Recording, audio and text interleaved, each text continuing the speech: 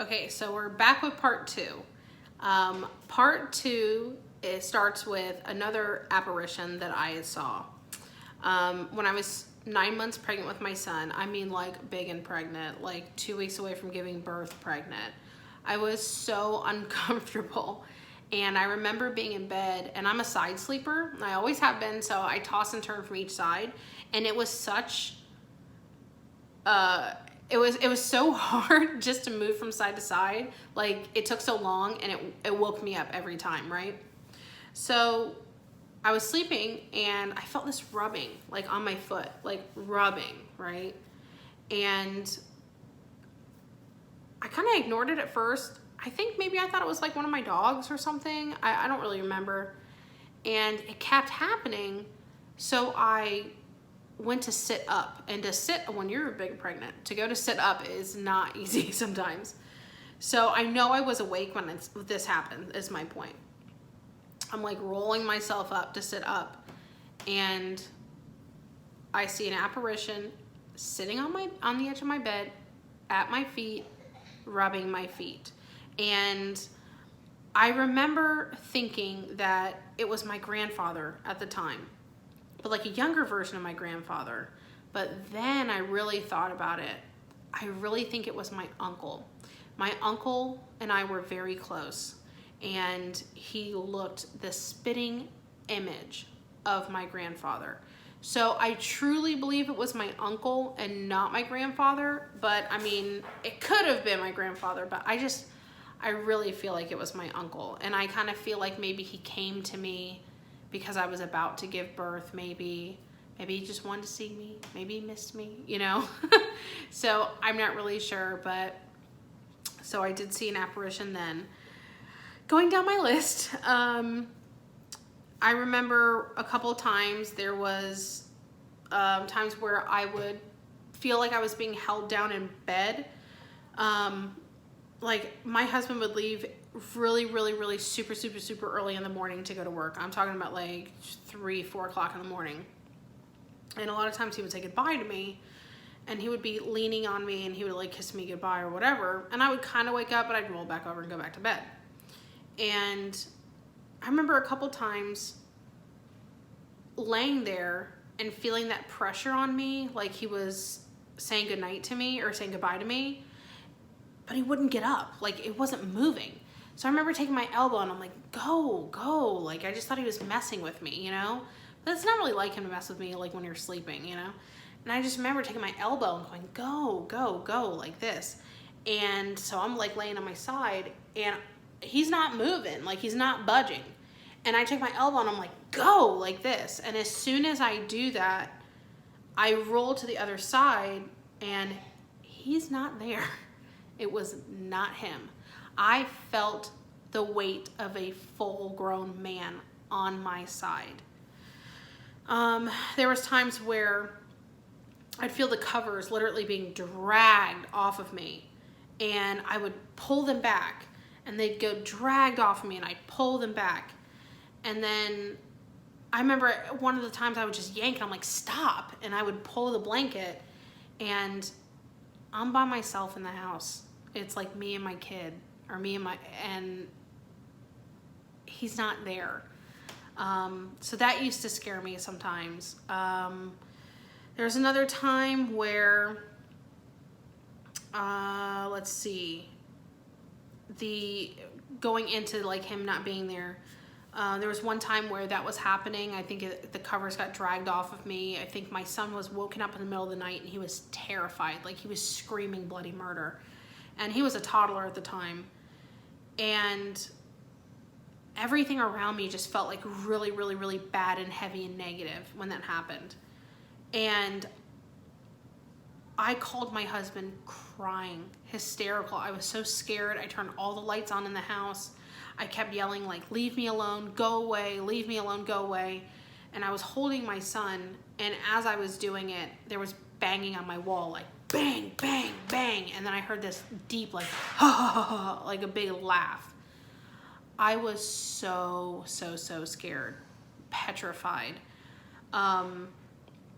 So I called my husband, like hysterically crying, and he tried to calm me down. and I tried to get my son to go back to bed. I kept all the lights on in the house. I didn't even go back to sleep that day.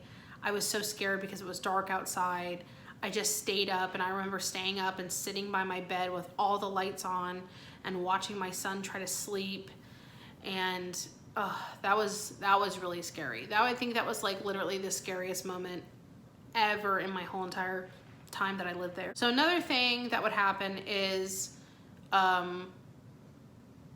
my older stepkids, when they would be at the house, and even when they wouldn't be at the house, my husband and I would always hear kids' laughter. And we could be at the house by ourselves, and we always heard this like child laughter. And there was no kids that lived around us. There was no kids around anywhere. It sounded like faint background noise laughter. And if you think of like kids laughing in the movie, like, ha ha ha ha, you know, that's what it like really sounded like. So that would kind of like really creep us out. And we would hear that a lot at nighttime. Our cabinets would slam in the middle of the night. You could hear them opening and closing in the middle of the night, all hours of the night. The fridge, you know how like on your fridge, on the door of the fridge, you have all like your condiments and everything, and you go to open up the door and you could hear it like jiggle and shake. I would hear that in the middle of the night, and I would think to myself like, oh, maybe one of the older ones got up, you know, maybe they were looking for a drink, they got sick, you know, just anything, you know, like that mom sleep, that one eye open sleep. And I would get up because I would hear that noise, and they wouldn't be in the kitchen, they would not be in the fridge, they would be sound asleep in their beds, sleeping, like knocked out sleeping.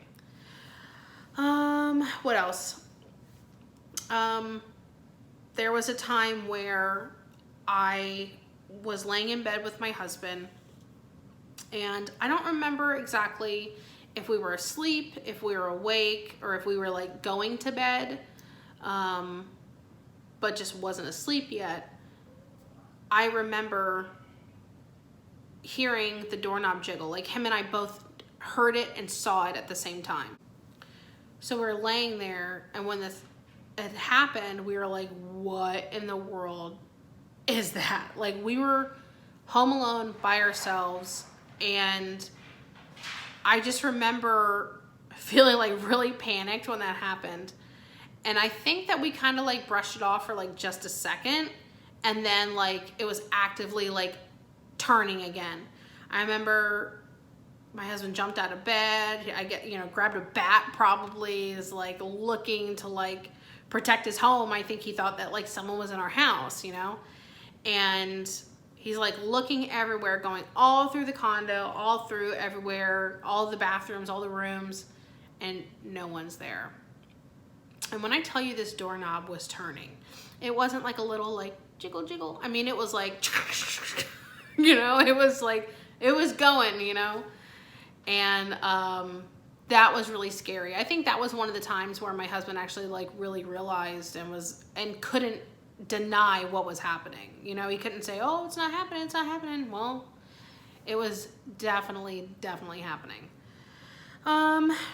Okay, so the last part of this story is something that happened to a mutual friend of ours. I think it was my husband's birthday, and a friend of his was over at our house, and they were, you know, they were drinking and hanging out or whatever. They drank a lot. And so things wound down. We went to bed for the night, and our friend was sleeping on our couch. And we woke up in the morning and he wasn't there. And I don't know if it was like the next day at work my husband saw him, or maybe they talked on the phone, or I can't really remember like how we got it, I don't really remember how the parameters of the story came about. But what happened was our friend was laying on our couch at night, and he told my husband that he heard people walking by. Now, we were on the first floor, so it's not like when you would walk, you would hear, like if you were on like a second floor, like a dum, dum, dum, dum, like of footsteps, you know?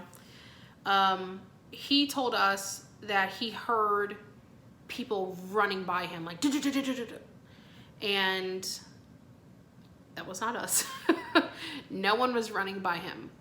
Let me see it on here. And granted, we had carpet. We didn't have hardwood floors. We had carpet. So it's not like you're really going to hear footsteps like that. He said that he heard the cabinets opening and closing. He said that he heard the fridge opening and closing multiple times.